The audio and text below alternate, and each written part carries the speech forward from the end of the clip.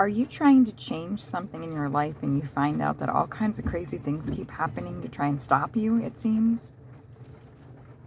That is something very common, and most people call it resistance. Some people call it paradigm. They say, there's something coming up that's blocking you from moving forward in any kind of change that you want to make in your life.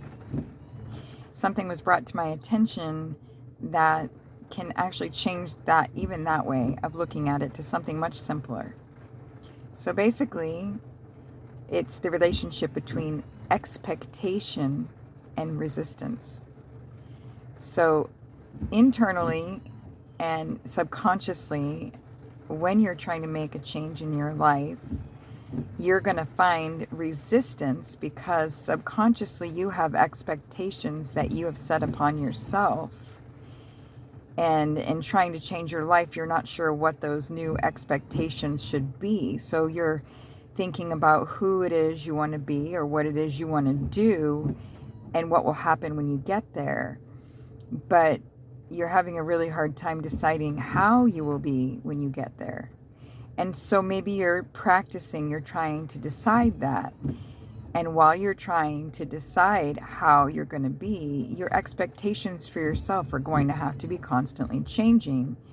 And because you're really subconsciously, we all are really resistant to change, we want to fall back on old things. So sometimes, just mysteriously, things out of the blue just start happening that may have happened to you in the past. And you're like, what happened? I thought that was done. Or what happened? Why is this here again? It's the way that you're thinking that is making it seem like it was before. And in that way, it's going to pull you back to where you were in the beginning and cause you to keep the same expectations that you already have rather than changing them. And that's why you're having difficulty moving ahead.